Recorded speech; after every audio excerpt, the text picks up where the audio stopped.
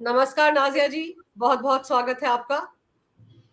वंदे मातरम, भारत माता की जय। अंजू जी, वंदे मातरम, भारत माता की जय। ये बताइए कि आज विनेश फोगाट जो कि महिला पहलवान है, दुनिया भर में उनका नाम है, अभी मेडल से चूक गई वो ओलंपिक्स में, लेकिन अब उन्होंने नई पारी शुरू किया। उन्होंने कांग्रेस ज्वाइन कर लिया। माना जा रहा है हरियाणा विधानसभा चुनाव में कहीं ना कहीं से वो चुनाव लड़ेंगी। लेकिन जिस तरीके से उनका कांग्रेस में स्वागत किया गया, केसी वेणुगोपाल कांग्रेस के सीनियर लीडर, उन्होंने लंबे लंबे कसीदे पढ़े, ये कहा कि जब वो सड़कों पर थी जंतर मंतर पर, तब हमने उनका पूरा साथ दिया। पूरे के पूरे इंडी गठबंधन के लोग उनके साथ खड़े थे। लेकिन मैं आपसे जानना चाहती हूँ कि जिस शिद्दत से वो विनेश फोगाट की पैरवी कर रहे हैं कि उनके साथ बहुत बुरा हुआ, बीजेपी ने उनके साथ बहुत बुरा हुआ, क्या कांग्रेस पार्टी के अंदर सच में महिलाओं का सम्मान होता है?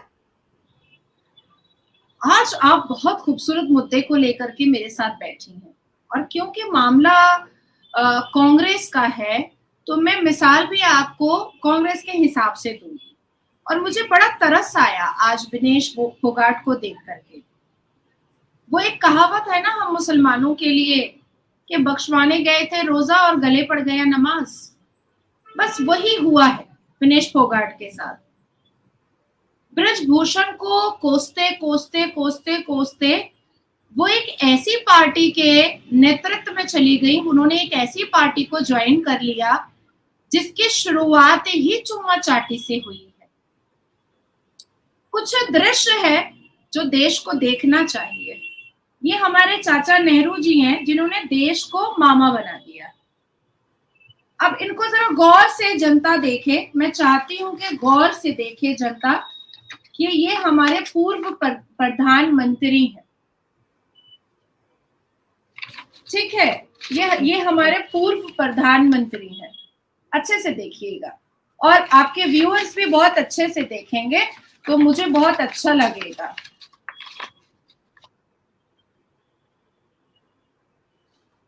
एक और तस्वीर है, ये तो हमारे मामा नेहरू के जमाने की तस्वीर है। ये अभी कांग्रेस राहुल गांधी जी के नेतृत्व की तस्वीर है। कर्नाटक के सीएम सीतारमैया जी, अच्छे से बोलेंगे हम लोग। सीतारमैया अंकल जी अपनी एक महिला नेत्री का चुम्मा ले रहे हैं खुशी खुशी। सीतारमैया जी की कुछ वीडियोस भी हैं, अब क्योंकि हम दिखा नहीं सकते हैं क्योंकि बहुत ज्यादा अश्लील है। किस तरह से वो कांग्रेस की कार्यकर्ताओं का और महिलाओं का वो दुपट्टा वुपट्टा खींचते रहते हैं और कैमरे में कैद हो जाती हैं वो सारी चीजें, और हम जैसे लोगों के पास पहुंच जाती हैं। तो इसलिए मैंने आपसे कहा कि मुझे बड़ा तरस आया आज विनेश फोगाट पर कि वो ब्रजभूषण को कोसते कोसते सरापते सरापते उसके लिए प्रदर्शन करते करते वो एक ऐसी जगह जाकर के ऐसी पार्टी उन्होंने ज्वाइन कर लिया जिस पार्टी की कई महिला नेत्रियों ने खुद आगे आकर के कहा है कि कांग्रेस में पद तभी मिलता है जब कास्टिंग काउच के लिए आप रेडी हो जाते हैं। विनेश फोगाट के लिए अभी केंद्र की सरकार ने बहुत लड़ाई लड़ी। उनके 100 ग्राम वजन क्या बढ़ा कि उन्होंने इतना तूल पाड़ किया कि मैं सब कुछ बलिदान कर दूंगी, अब मैं संन्यास पे चले जाऊंगी, अब मैं कभी भी इस पर दोबारा नहीं आऊंगी, अब मैं कभी भी मैदान में नहीं उतरूंगी। सेंट्रल गवर्नमेंट भी ऐसा लगा कि भाई इतने अच्छे खिलाड़ी को हम छोड़ नहीं सकते, और सेंट्रल गवर्नमेंट तो जैसे लग रहा था कि मोदी जी उनके पिताश्री बन करके उनको बचाने के लिए मैदान में उतर गए। हमारे स्पोर्ट्स मिनिस्टर परेशान हो गए और उसके बाद तब भी हमारी भारतीय जनता पार्टी को और हमारे केंद्र की सरकार को यह समझ में ही नहीं आया कि भैया विनेश फोगाट जी वो नौटंकी कर रही हैं जो एक नेता करता है, और खास करके कांग्रेस वाला। हम लोग बड़े क्रिस्टल क्लियर है, हम लोग बड़े रॉ हैं, हम लोग अच्छे को अच्छा बोलते हैं, बुरे को बुरा बोल देते हैं और बिल्कुल रॉ तरीके से हम लोग काम करते हैं भैया। लेकिन कांग्रेस की मानसिकता रखने वाले लोग पहले धरने पे बैठते हैं और जो केंद्र की सरकार में बैठा होता है पहले उसको मलाइन किया करते हैं, उसके ऊपर अभद्र टिप्पणियां करते हैं, उसके ऊपर बहुत बुरी बुरी भाषा का इस्तेमाल करते हैं और उसके बाद फिर कांग्रेस में ज्वाइन करते हैं पूरे दल बल के साथ। विनेश फोगाट को जब कांग्रेस ज्वाइन ही करना था तो इतनी नौटंकी करने की क्या जरूरत थी? क्या जरूरत थी? ब्रजभूषण को इतना सरापी, वो इतना सरापी, हमने कई बार देखा अपने मेडल फेंकने जा रही हैं, अपने अवार्ड्स फेंकने जा रही हैं, अपने मेडल को पानी में बहाने के लिए जा रही हैं, तो कभी खुद को मार रही हैं, तो कभी खुद को मारने के चक्कर में उनका भाई उनको बचा रहा है, फिर जनता उनको बचा रही है, उसके बाद टिकैत आ जाता है, वो बचाता है, तो उसके बाद फिर अल्टीमेटली हुआ वो जिसके लिए वो इतने सारे पैतरे ले रही थी, क्योंकि उनको कांग्रेस ज्वाइन करना था, क्योंकि उनको इलेक्शन लड़ना था, क्योंकि उनको नेता बनना था, इसीलिए उन्होंने इतने सारे पैतरे लिए। अब दूध का दूध पानी का पानी हो गया।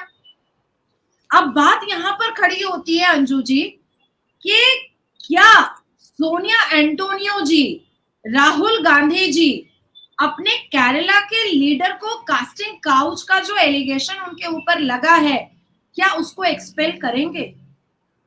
बात यहाँ पर खत्म नहीं होती है, बात तो यहाँ से अब शुरू होती है।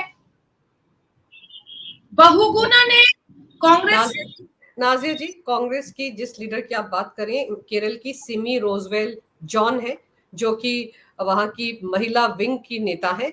इन्होंने जब कास्टिंग काउच का आरोप लगाया कि बिना किसी नेताओं को इम्प्रेस किए बिना आप आगे नहीं बढ़ सकते, तो इनको तुरंत एक दिन बाद पार्टी से बाहर कर दिया गया। अभी पार्टी से निष्कासित है सिमी रोजवेल जॉन, इनको पार्टी से बाहर कर दिया गया है क्योंकि इन्होंने सच बोला, और जिस नेता पर आरोप लगाए गए थे उसके खिलाफ तो कभी कार्रवाई हो ही नहीं सकती। नहीं, मैं उनका पूरा स्टेटमेंट अपने हाथ में लेकर बैठी और उन्होंने बजाफ्ते कहा है कि जो कोई भी महिला कांग्रेस के अंदर अश्लीलता के नंगे नाच का खुलासा करती है, उस महिला को या तो खत्म करने की साजिश कर दी जाती है, या तो उसके मर्डर और हत्या की साजिश की जाती है, और या तो फिर उसके ऊपर इतना दबाव और प्रेशर बनाया जाता है कि वो खुद सुसाइड कर ले, और या तो फिर उसको सस्पेंड कर दिया जाता है। जो कांग्रेस के पुरुष नेता करते हैं उसको दबाने के लिए। ब्रजभूषण पर आवाज उठाने वाले आज केरला के उस नेता के ऊपर एक भी टिप्पणियां नहीं दे रहे हैं, और राहुल गांधी जी तो बिल्कुल भी नहीं। अभी तो वो कहाँ वॉशिंगटन और कहाँ घूमने के चक्कर में लगे हुए हैं, अपनी गुप्त यात्रा की तैयारी कर रहे हैं, और कैसे कैसे और कैसे कैसे मैंने सैम पित्रोदा का पूरा ट्वीट भी पढ़ा और उनका पूरा बयान भी पढ़ा है कि वो वहां पर इंडियन बच्चों से मिलेंगे, वहां भी जाकर के जहर उगलेंगे कि अरे भारत में तो डेमोक्रेसी है ही नहीं है, भारत में तो फ्रीडम ऑफ स्पीच है ही नहीं है, भारत में तो फ्रीडम ऑफ रिलीजन है ही नहीं है। क्योंकि 123 बार गुप्त यात्रा जब उन्होंने किया और 9 बार लोगों को बता करके जब उन्होंने यात्रा किया है, तो वो 123 और जो छुपा हुआ यात्रा है और जो 9 यात्रा जो सबको पता है, सब में उन्होंने तो यही किया है। हमने कभी देखा है चाइनीज से मिलते हुए, हमने कभी देखा है अफगानियों से मिलते हुए, हमने कभी देखा तालिबानियों से मिलते हुए, हमने कभी देखा कि भाई आप चाइना के उन लोगों से मिल रहे हैं जो हमारे भारत देश की बुरा चाहते हैं। अब फिर से हम अपने टॉपिक पर आते हैं कि बहुगुणा ने बहुत जमाना पहले कांग्रेस को छोड़ा था, जिसमें उन्होंने यही बताया था कि जब भी कांग्रेस में, रीता बहुगुणा की बात कर रही हैं आप, है ना? हाँ जी, हाँ जी। तो उन्होंने यही बताया था कि जब भी कांग्रेस के अश्लीलता की चीजों को जब हम सामने प्रकाशित करते हैं और प्रकाश में लेकर के आते हैं और नारी सम्मान के बारे में समझाने की कोशिश करते हैं, तो हमें ही खत्म करने की कोशिश की जाती है। अब समझ नहीं आता है कि प्रियंका चतुर्वेदी जिन्होंने इतनी ईमानदारी और इतनी वफादारी निभाई कांग्रेस के लिए, जो कांग्रेस के लिए शायद अपना प्राण भी देने को तैयार थी, लेकिन प्रियंका चतुर्वेदी को कांग्रेस छोड़ करके शिवसेना ज्वाइन करना पड़ा और बाद में ये बताना पड़ा कि कांग्रेस के कार्यकर्ता और छुटभैया नेता जिस हिसाब से अश्लील टिप्पणियां उनके ऊपर करते हैं, वो नाकाबिले बर्दाश्त है। उन्होंने ये भी बताया कि जिस मंच पर वो खड़ी हुई थी और कांग्रेस के लोग जिस हिसाब से उनके कमर की और उनके शरीर की तारीफ और उनके रंग रूप की तारीफ कर रहे थे, ये प्रियंका चतुर्वेदी को बिल्कुल भी पसंद नहीं आया था। लेकिन हुआ कुछ नहीं, घी कहाँ गिरी, खिचड़ी में ही गिरी। शिवसेना फिर से अलाइज हो गया कांग्रेस में, जो उद्धव जी का है, और फिर से बेचारी प्रियंका चतुर्वेदी को उन्हीं अश्लील लोगों के भीड़ में रहना पड़ रहा है जिनसे वो भाग करके आई थी एक हिंदू संगठन में, एक हिंदुओं के बीच में, ताकि वो सुरक्षित रह सके। ये मुस्लिम लीग 2.0 और ये बाबर का छठा औलाद जो राहुल गांधी है, इससे बचने के लिए वो निकल करके आई थी।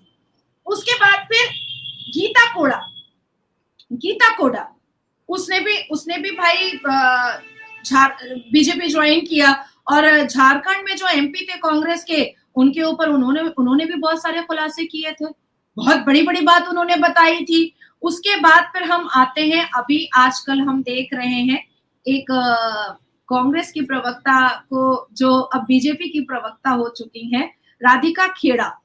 उन्होंने तो रोते रोते कहा था, अच्छा ये मेरा सौभाग्य है, बहुत बड़ा सौभाग्य है मेरा, मुझे याद है कि हम लोग नेशनल न्यूज पे बैठे हुए थे, मैं थी और प्रियंका तेवड़ीवाल थी और राधिका खेड़ा थी। राधिका खेड़ा जो थी वो कांग्रेस की प्रवक्ता के हिसाब से बैठी हुई थी, और वो कांग्रेस की तारीफ पे तारीफ की जा रही थी, और तब मैंने उनको, मैं वो ट्वीट भी की हुई हूँ, और तब मैंने उनको कहा था कि ये जो आज आप महिलाओं के सम्मान पर जो आप ये अश्लीलता वाली भाषा इस्तेमाल कर रही हैं, और मैं आपसे पूछ रही हूँ कि प्रियंका गांधी जो स्लोगन देती हैं, लड़की हूं, लड़ सकती हूँ, कुछ भी कर सकती हूँ, वो संदेश खाली के मामले में आई क्यों नहीं?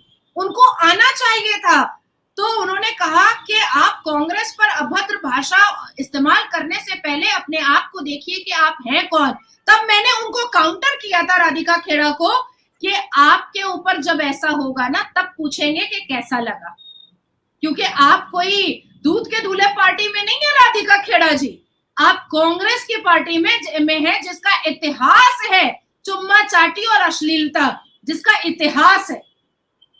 और उस पर वो मुझे जवाब नहीं दे पाई थी, और जिस दिन वो रोती बिलखती हुई नजर आई कि उनके साथ बहुत अभद्र काम किया गया है, उनको बहुत अश्लीलता वाले शब्दावली से उनको मलाइन किया गया है, उसी दिन मैंने दोबारा अपना वो स्टेटमेंट, वो पूरा क्लिप उठा करके मैंने ट्वीट किया था कि मैंने आपको चैलेंज किया था राधिका खेड़ा जी, कि आप कांग्रेस एक ऐसी पार्टी में है जो मुस्लिम लीग को समर्थन करता है, जो इस्लामिक चीजों को सपोर्ट करता है, जो इस्लामिक मानसिकता रखता है कांग्रेस, और ऐसे इस्लामिक मानसिकता रखने वाले पॉलिटिकल पार्टी में औरत की औकात जूते के नीचे होती है, औरत सिर्फ स्लेव होती है, औरत सिर्फ जूता होती है, औरत सिर्फ सेक्सुअल डिजायर का एक सामान होती है। तो अब आपको समझ में आ गया होगा कि उस दिन डिबेट पर नाजिया इलाही खान आपको सही चेतावनी दे रही थी। नाजिया जी हमेशा से ऐसी ही रही है। बिल्कुल नाजिया जी, आपने कुछ बातें गिनाई और मुझे नाम आता है एक अंकिता दत्ता का, असम की, जो यूथ कांग्रेस की अध्यक्ष हुआ करती थी। उन्होंने तो युवा कांग्रेस के अध्यक्ष श्रीनिवास बीवी पर आरोप लगाए थे, जी बिल्कुल, उत्पीड़न के आरोप लगाए थे, पार्टी से बाहर कर दिया गया, उनकी बात भी नहीं सुनी गई। मतलब आप जी, अभी आप सोचिए ना कि आम आदमी पार्टी की अपनी खुद की चुनी हुई महिला नेत्री जो राज्यसभा में चली गई, उन्होंने कितने गंदे गंदे अभद्र आरोप लगाए। क्या राहुल गांधी ने एक भी टिप्पणी की? जब मीडिया ने प्रियंका वाड्रा से सवाल भी पूछा, तो प्रियंका वाड्रा ने क्या बोला कि वो उनकी पार्टी का मसला है, वो समझ लेंगे, साफ लफ्जों में कहा। अब आते हैं संदेश खाली पर, क्या कांग्रेस की टिप्पणी आई? क्या अभया, जो डॉक्टर बिटिया का जो ब्रूटल रेप और मर्डर हुआ, और उसके बाद इतने सारे भेद खुल रहे हैं, हर रोज भेद खुल रहे हैं, हर रोज ममता बनर्जी के स्कैम के चिट्ठे खुल रहे हैं, हर रोज ममता बनर्जी के नेता मंत्रियों के अश्लीलता का सारा चिट्ठा खुल रहा है, उनके नेतृत्व में कितने बलात्कारी पुलिस है इस राज्य में, उसके चिट्ठे खुल रहे हैं, उनके कितने नेता हैं जिनके घर से सेक्स टॉय निकलता है, ईडी सीज करती है, बूढ़ा बुजुर्ग नेता मिनिस्टर जो है वो 5 गर्लफ्रेंड रखता है, वो भी ईडी पता करती है, कोर्ट पता करता है। उसके बावजूद भी क्या राहुल गांधी का एक भी स्टेटमेंट महिला सम्मान के लिए आया? नाजिया जी, ना सोनिया गांधी का आया, ना प्रियंका वाड्रा का आया। वो कांग्रेस पार्टी जो महिलाओं के लिए बड़े सम्मान की बातें कर रही है, अभी कांग्रेस पार्टी के नेता विनेश के स्वागत में यही सब तो कह रहे थे, लेकिन अपने गिरेबान में झांक लेते। वेणुगोपाल भी केरल से ही आते हैं ना, उनको तो पता होगा केरल में क्या कुछ हुआ, कैसे पार्टी से बाहर किया गया सिम्मी को, तो पता तो होना चाहिए उनको भी। और फिर आपको याद होगा ये जो अंकिता दत्ता की बात कर रही हूँ, वो भी कितनी रोती गाती रही थी पार्टी ने कोई कार्रवाई नहीं की थी श्रीनिवास बीवी के खिलाफ, उसका पूरा साथ दिया था। बिल्कुल भी नहीं, कोई कार्रवाई नहीं हुई थी। यहाँ तक कि कोई कमेटी, जो हर पॉलिटिकल दल का एक रूल एंड रेगुलेशन होता है कि अगर कोई महिला नेत्री ने इतना बड़ा एलिगेशन लगाया है तो एक कमेटी बैठनी चाहिए और उस नेता को साइड करना चाहिए या एक्सपेल करना चाहिए, या ये कहना चाहिए कि जब तक पॉलिटिकल दल के कमेटी की जांच की प्रक्रिया पूरी नहीं हो जाती है तब तक हम इस नेता को मंच पर नहीं चढ़ने देंगे या भाषण नहीं देने देंगे या किसी भी तरीके का इन्वॉल्वमेंट नहीं रखेंगे। लेकिन ऐसा तो नहीं हुआ। बृजभूषण पर अगर इल्जाम लगाई हैं ये फोगट साहिबा, फोगट साहिबा ने फोकट में अगर इल्जाम लगाया है तो आज बृजभूषण भारतीय जनता पार्टी के किसी भी मंच पर दिखाई नहीं देता है। आज भारतीय जनता पार्टी के महत्वपूर्ण हिस्सों से वो हट चुका है। आज भारतीय जनता पार्टी उसको अपने परिवार में नहीं रखी हुई है। हालांकि ये जो फोगट साहिबा हैं, इन्होंने कोई ऐसा खास और कोई ऐसा पुख्ता सबूत भी नहीं दिया और नहीं दे पाए, क्योंकि जिन 2 बच्चियों के बारे में बार बार ये फोगट साहिबा बोलती थी कि इन्होंने माइनर बच्चियों के साथ भी मोलेस्ट किया है बृजभूषण जी ने, उन बच्चियों ने भी अपने बयान को वापस लिया था, याद कीजिए आप। उन बच्चियों ने भी कहा था। और नाज़िर इस मामले में एफआईआर दर्ज हुई, चार्जशीट तक फाइल हो गई है, पेशी भी हो चुकी है बृजभूषण की। मामला आगे तो बढ़ा, आपने आरोप लगाया, बीजेपी ने सीरियसली लिया और उनको वो हटे भी उस पद से जिस पद से उनको बड़ी दिक्कत थी कि वो रेसलिंग के हेड है, तो उससे भी वो हटे और पार्टी ने भी उनसे किनारा किया। लेकिन कांग्रेस के अंदर जिन जिन नेताओं पर आरोप लगे, आप देखिए दिग्विजय सिंह जैसे दिग्गज नेता टंचमाल बोलते थे अपनी पार्टी की नेता को, मंच पर बोला था। टंचमाल बोलते थे। सलमान खुर्शीद साहब मंच पर एक महिला के साथ बहुत अभद्रता तरीके से डांस करते थे। अनफॉर्चुनेट उस सेमिनार में मैं खुद थी और हम लोग एज अ सीनियर उनको देखे हैं, सलमान खुर्शीद साहब को। हम लोग उनको, जब कोई आपका सीनियर होता है तो वो पिता स्वरूप हो जाता है। हमने 4 ही दिन सही, लेकिन हमने सलमान खुर्शीद साहब से कुछ तो सीखा है उनके चेंबर में। लेकिन जब मैंने उनको उस तरीके से अश्लील तरीके से नाचते हुए देखा था एक महिला के साथ, तो उसी वक्त मुझे समझ में आ गया था कि भाई ये कांग्रेस में जो है ना वो कुछ अजीबो गरीब कहानी है। अच्छा देखिए, हम लोगों को याद है कि किस तरीके से मुलायम सिंह यादव बोला करते थे कि लड़के हैं मन मचल जाता है। मुलायम सिंह यादव का ही अपना स्टेटमेंट है, लड़कियां इतनी टाइट जीन्स पहनेंगी तो लड़कों का दिल तो मचल ही जाएगा। आजम खान का स्टेटमेंट हमें याद है कि वो जया पर्दा की खाकी चड्डियां झांका करते थे। उसके बाद फिर लालू प्रसाद यादव को देखिए, वो हमेशा हेमा मालिनी को वो डिफेम और मलाइन किया करते थे। अरे पटना का रोड तो ऐसा बनाएंगे जो हेमा मालिनी के गाल से भी अच्छा होगा। कांग्रेस के ही एक बड़े नेता का खुलासा स्मृति ईरानी जी ने अभी कुछ दिन पहले किया है कि उन्होंने उनके बगल में पूर्व उपराष्ट्रपति के घर में एक पुस्तक के इनॉग्रेशन के वक्त में कांग्रेस के एक बड़े नेता ने उनको कह दिया कि तुम जैसी चीज को इतना भारी बदन का होने का कोई हक नहीं है, तुम जैसी चीज को। अब आप सोचिए। अरे ये तो अब नाज़िर जी, आपको याद है जब उत्तर प्रदेश विधानसभा चुनाव के दौरान लड़की हूं लड़ सकती हूं वाला नारा दिया था, तो एक लड़की को पोस्टर गर्ल बनाया गया था। दलित समुदाय से वो लड़की आती है, अर्चना गौतम, जो कि अब एक बहुत अच्छी एक्ट्रेस है, बिग बॉस जैसे सीरियल में भी आ चुकी है, रियलिटी शो में भी, और बहुत अच्छा काम करे मुंबई में। उसे पोस्टर गर्ल बनाया गया था और बाद में उसके पिताजी को और उसको दोनों को दिल्ली में कांग्रेस मुख्यालय के बाहर कांग्रेसियों ने दौड़ा कर मारा था और पार्टी से बाहर कर दिया था। इस तरह से कांग्रेस के नेता सम्मान करते हैं अपनी पार्टी के नेताओं की। बताइए, मुझे आज तक उसका वीडियो याद है, वो प्रेस कॉन्फ्रेंस करके कैसे बिलक बिलक कर रो रही थी, जबकि वो पोस्टर गर्ल थी, लड़की हूं लड़ सकती हूं वाला नारा देती थी। आप सोचिए, ऐसे सम्मान ऐसे लड़कियों को ही अपनी पार्टी में रखते। अभी मैं अर्चना के बारे में ही जिक्र करने वाली थी आपसे कि आपने सवाल बहुत अच्छा किया। अभी हालिया में जब मैं महाराष्ट्र में थी, आपको पता ही है, तो उसके बारे में जब हम लोग बैठे हुए थे तो उसके बारे में काफी ऑथर बैठे हुए थे जो देश और विदेश दोनों के थे, और अर्चना पर ही ये मुद्दा उठा था और अर्चना पर ही हम लोग बात कर रहे थे कि राहुल गांधी जी ने जिसको और कांग्रेस ने जिसको अपना लड़की हूं लड़ सकती हूं का एक आइडियल गर्ल बनाया, एक मॉडल गर्ल बनाया, और उस स्लोगन का एक एंकर ही बोल सकते हैं कि उस स्लोगन का एक एंकर बना दिया था, और जब वो अपने सीनियर सिटीजन और हार्ट के पेशेंट पिता के साथ कांग्रेस भवन जाती है, तो उसको मार पीट करके, लात जूता करके, धक्के मार करके उसको निकाला जाता है, हालांकि वो लड़की भी दलित समुदाय से आती है। तो आज जो ये दलित का गाना गा रहे हैं, आज जो ये दलित के लिए पीड़ा दिखा रहे हैं, आज जो ये दलित के नाम पर हिंदुओं को बांटने की कोशिश कर रहे हैं, तो जो आपके पार्टी के अंदर दलित महिलाएं हैं, आपने उनका चिरहरण क्यों करवा दिया अपने लोगों से? बेचारी का डिमांड ही क्या था? वो सिर्फ राहुल गांधी से 1 to 1 बैठकर बात ही तो करना चाहती थी। बेचारी चाहती ही क्या थी? वो यही तो चाहती थी कि आगे क्या कार्यक्रम करना है, ये मैं सिर्फ जानूंगी तो राहुल गांधी जी से ही जानूंगी, इतना ही तो डिमांड था।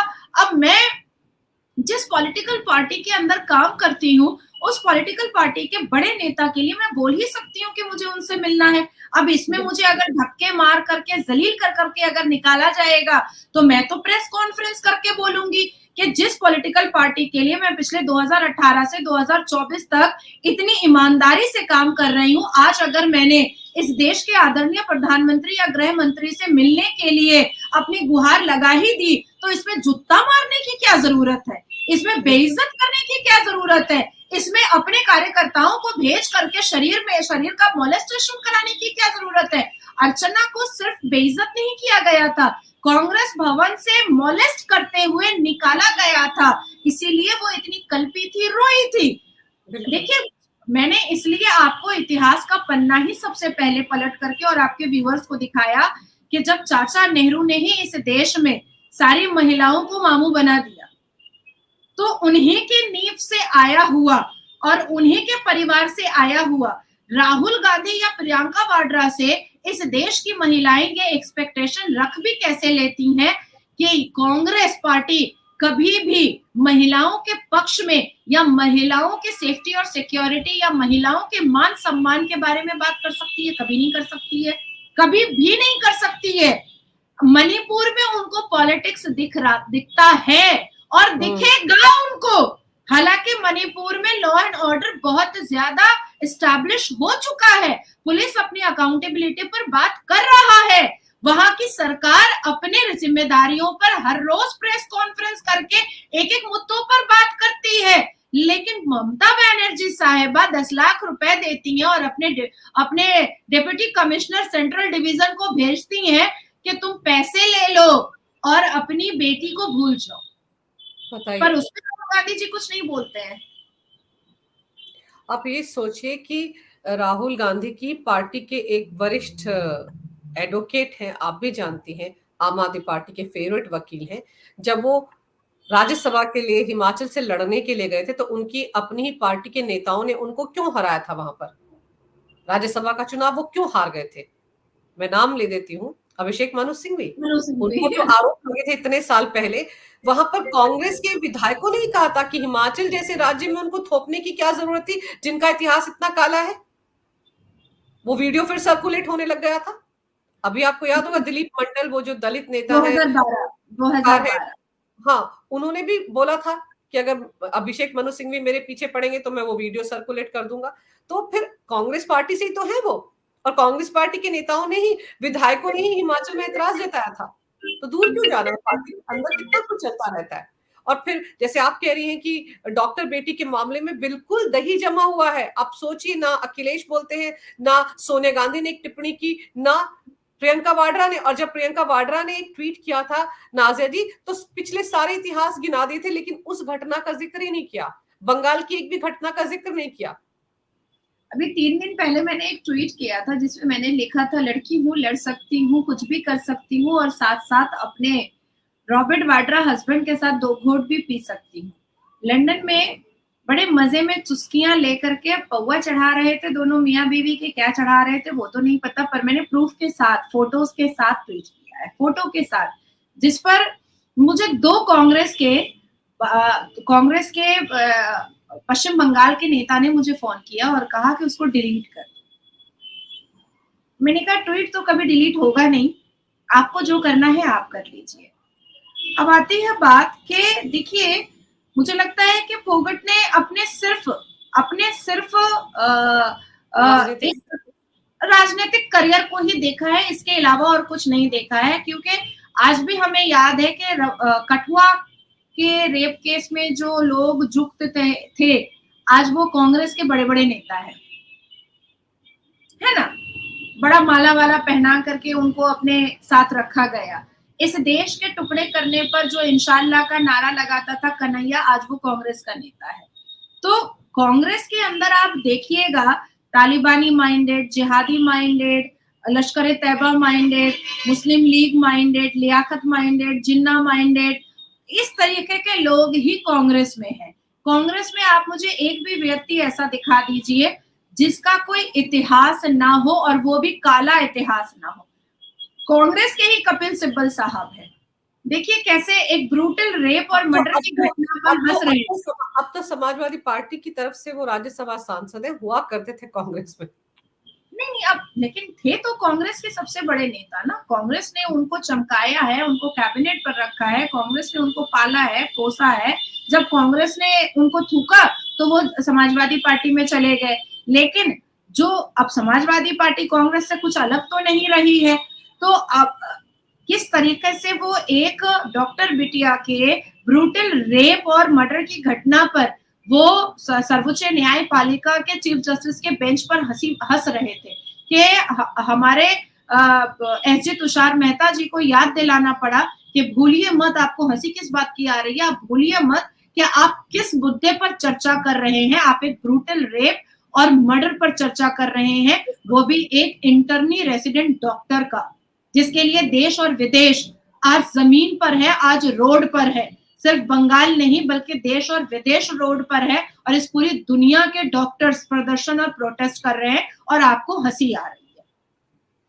तो मुझे एक नेता बताइए ना, अभी सिंधिया जी ने कुछ महीने पहले कहा था कि मुंह मत खुलवाना, ऐसी ऐसी बातें बता देंगे कि पार्लियामेंट के अंदर आकर बैठने के काबिल नहीं रहोगे। ये तो सिंधिया जी ने खुद कहा था। कांग्रेस से जो लोग आकर के भारतीय जनता पार्टी ज्वाइन करता है, वो ऐसी ऐसी बातें हमें के पार्टी कार्यालय में बताता है, ऐसी ऐसी घटनाएं बताता है कि हम उसको आपके चैनल पर बोल नहीं सकते हैं। हम बोलेंगे तो फिर ये न्यूज जो है वो बैठ जाएगा। हम चाहते हैं बोलना, हम चाहते हैं वो वीडियो शेयर करना, लेकिन कर ही नहीं पाते हैं। फिर भी मैंने आपके साथ कुछ 2-4 फोटोज मैंने आपके साथ शेयर किए हैं। आज आप अगर पश्चिम बंगाल के आप शांति निकेतन में चले जाइए, शांति निकेतन में आज भी वो चिट्ठियां मौजूद हैं। बोलपुर शांति निकेतन में आज भी वो चिट्ठियां मौजूद है जो वहां के प्रोफेसर ने जवाहरलाल नेहरू को लिखा था कि अपनी बेटी को यहाँ से ले जाओ, इंदिरा गांधी को। और क्या क्या लिखा था इंदिरा गांधी जी के बारे में उस चिट्ठी में। अब वो चिट्ठी तो मतलब अच्छे से एक म्यूजियम के तरीके से लगा करके रखी गई है शांति निकेतन में। ऐसी ऐसी बातें लिखी हुई हैं कि अपनी पूर्व महिला प्रधानमंत्री के बारे में मैं ऐसी बातें बोल नहीं सकती हूँ लाइव पर। मुझे खुद खराब लगेगा। मुझे इसलिए खराब लगेगा क्योंकि कभी मेरे दादा दादी ने उनको वोट दिया होगा, कभी उनके भाषण को सुना होगा। आखिर ऐसी क्या वजह आ गई कि जो महिला देश के लिए लड़ रही थी, फिर देश उनसे लड़ने लगा, देश उनको साइड करने लगा। जिस इंस्टीट्यूट में, जिस यूनिवर्सिटी में, जिस जगह पर इंदिरा गांधी जी जाया करती थी, हमारी पूर्व प्रधानमंत्री, वहां से नेहरू को चिट्ठी आ जाती थी। क्या वजह थी? आज अगर उन चिट्ठियों का पर्दाफाश करेंगे ना, तो कांग्रेस के जो ये राहुल और प्रियंका है ना, और सोनिया एंटोनियो है ना, वो मुंह दिखाने के काबिल नहीं रह जाएंगी। बिल्कुल ठीक कह रही हैं आप सोनिया नाजिया जी की इतिहास को जितना खंगाला जाएगा उसमें बहुत कुछ निकल कर बाहर आता है। लेकिन मैं आपसे ये समझना चाह रही थी कि डॉक्टर बेटी के मामले में जो परिवार के लोगों ने कहा कि उनको पैसा दिया गया मुंह बंद करने के लिए कि वो इस मुद्दे पर ना बोले, वो भी तब जब बेटी का शव सामने पड़ा हुआ था। इससे ज्यादा गिरी हुई राजनीति और हो ही नहीं सकती। लेकिन देखिए, इंडी गठबंधन का कोई भी नेता कुछ नहीं बोल रहा है, मुंह बंद करके बैठे हुए हैं। और ममता बनर्जी इस मुद्दे पर अब क्यों नहीं बोलती हैं? आज तो और भी एक खुलासा हो गया है। मैं तो अभी धरना मंच से ही आ रही हूँ और सुबह से मैं इसी मुद्दे पर नेशनल न्यूज पर हूँ।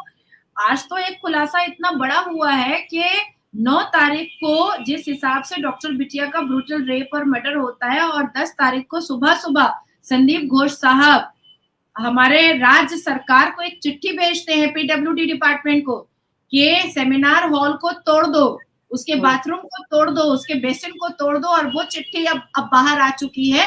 और बाहर आने के बाद जब पूछा जा रहा है एग्जीक्यूटिव इंजीनियर से कि आपने तोड़ा कैसे, वो तो प्लेस ऑफ इंसिडेंट था, वो तो क्राइम सीन था, आपने तोड़ा कैसे? सुबह के 10 बजे 10:30 बजे तक तो लोगों को समझ में आ चुका था, क्योंकि भीड़ लगनी स्टार्ट हो चुकी थी। तो उसके बाद क्राइम सीन में आपको एंटर किसने करने दिया? क्यों आपसे पुलिस ने पूछा नहीं कि आपको हथौड़ा लेकर के, छेनी हथौड़ी लेकर के बुलाया क्यों गया है? दीवारों को तोड़ने के लिए अनुमति क्यों दी गई है? अब क्या हो रहा है कि वो एग्जीक्यूटिव इंजीनियर जिससे मीडिया सवाल पूछ रही है, वो बाथरूम में जाके छुप जा रहा है और बजाते कैमरे में दिखा रहा है मीडिया कि देखिए देखिए ये इंजीनियर, ये एग्जीक्यूटिव इंजीनियर साहब बाथरूम में छुप गए हैं। बजाते मिनिस्टर ऑफ स्टेट का लेटर दिखाया जा रहा है कि minister of state PWD department ने अप्रूवल दिया है कि तोड़ दो। और टाइमिंग देखो, 9 तारीख, जब सबको पता चल चुका था क्या कुछ हुआ है उस जगह पर, उस दिन उस डेट का लेटर है वो। आप सोचिए कितनी बड़ी कॉन्स्पिरेसी है, कितनी बड़ी कॉन्स्पिरेसी। ममता बनर्जी वो एंटी रेप कानून बनाकर क्या समझ रही, बहुत महान बन गई और उन्हें बड़ा न्याय कर दिया। मैंने आपको उस दिन कहा था अंजू जी कि ये एंटी रेप कानून जो ममता ने इतनी जल्दबाजी में वो लेकर आई है 3 सितंबर को, वो सिर्फ संजय रॉय को फांसी के तख्ते पर चढ़ा करके उन लोगों को बचाना चाहती हैं जो किसी नेता मंत्री के बेटे ने हाथ साफ किया है, उनको बचाना चाहती हैं। इसके अलावा ये बिल लाने का कोई मतलब नहीं है। चलिए 3 सितंबर को ये बिल आ गया और विपक्षी दल जो भारतीय जनता पार्टी के 77 एमएलए हैं, उन्होंने भी इस बिल को एक्सेप्ट कर लिया और पूरी बहुमत दे डाली। अब कूच बिहार के मोहम्मद खैबर ने 8 साल की हिंदू बच्ची का रेप किया है, फांसी दे दीजिए।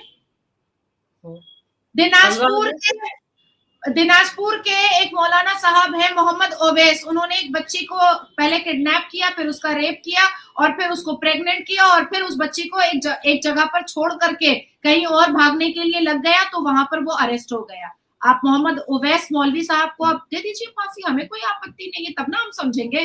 हमें कुछ एक्शन भी तो दिखे। आप बिल ले आए, आपने कहा कि सीधा फांसी होगा, महिलाओं के सम्मान के लिए मैं ये बिल लेकर के आई हूँ। तो ये जो इतनी सारी घटनाएं मैं अभी बता रही हूँ जो डॉक्टर बिटिया के बाद हुआ है, आप वो ये सारे मैटर तो सीबीआई के पास नहीं है, आप इनको फांसी दीजिए ना, हम खड़े हो जाएंगे। हम खड़े होकर देखना चाहते हैं, इस राज्य की महिलाएं देखना चाहती हैं, बेटियां देखना चाहती हैं कि ऐसे ऐसे अभद्र लोगों को फांसी के फंदे पर खड़ा देख करके उनके चेहरे का जाविया कैसा होता है, हम वो देखना चाहते हैं। शायद हमारे दिल को सुकून मिल जाए, पर वो भी तो नहीं हो रहा है। नाम जैसे ही मोहम्मद आएगा बस ममता जी के तेवर चेंज हो जाते हैं। फिर काहे का फांसी, काहे का जेल, काहे की कस्टडी, काहे का कुछ भी। फिर तो सिर्फ एक ही चीज ही दिमाग में ममता दीदी के घूमने लगता है कि इसको बेल कैसे करवा देना है, इसको रेमिशन ग्राउंड कैसे दिलवाना है, इसको एक्विटल कैसे करवाना है, इसको एड इंटरिम बेल कैसे करवाना है। अगर आप इतनी अच्छी हैं और वाकई में आपने महिलाओं के सम्मान के लिए और महिलाओं की सुरक्षा के लिए आपने 3 सितंबर में बिल लाया है, तो मोहम्मद खैबर और मोहम्मद अवैस को आप दे दीजिए फांसी, तब मैं समझूंगी। लेकिन कांग्रेस चुप है। ये तो होने वाला नहीं है। ममता बनर्जी भी पूर्व कांग्रेसी है, ये भी तो समझनी चाहिए ना। तो डीएनए तो इन सबका एक जैसा ही होगा। महिलाएं कितनी सुरक्षित है, इंडी गठबंधन में आम आदमी पार्टी में उनकी अपनी राज्यसभा सांसद की पिटाई हो जाती है केजरीवाल के घर के अंदर उनकी मौजूदगी में। और ये जितनी घटनाओं का जिक्र हमने कांग्रेस में किया है, इससे भी कहीं ज्यादा है। ये तो वो है जिन्होंने हिम्मत दिखाई, पार्टी से बाहर आ गई, या जिनको बाहर का रास्ता दिखा दिया गया। मतलब ये तो कुछ चुनी हुई नेता है, लेकिन इसके अलावा भी अंदर बहुत कुछ होगा। तो चलिए, विनेश फोगाट जिनको लग रहा है कि वो बहुत सिक्योर हो गई हैं कांग्रेस को ज्वाइन करने के बाद, और अब तो उनकी मतलब एक नई पारी की शुरुआत हो रही है। उन्होंने रेलवे से भी अपनी नौकरी से इस्तीफा दे दिया है, तो हम तो उम्मीद करते हैं वो सुखी रहे, वहां पर सुरक्षित रहे। लेकिन उनको याद रखना चाहिए कि कांग्रेस के नेताओं का इतिहास क्या है, और उसी इतिहास को हमने याद दिलाने की कोशिश की। नाजिया जी, आपने समय निकाला इस महत्वपूर्ण विषय पर तमाम जानकारी मेरे दर्शकों को देने के लिए आपका बहुत बहुत धन्यवाद। नमस्कार, भारत माता की जय हो, वंदे मातरम और जय श्री राम। जय जगन्नाथ, वंदे मातरम, भारत माता की जय। Thank you so much.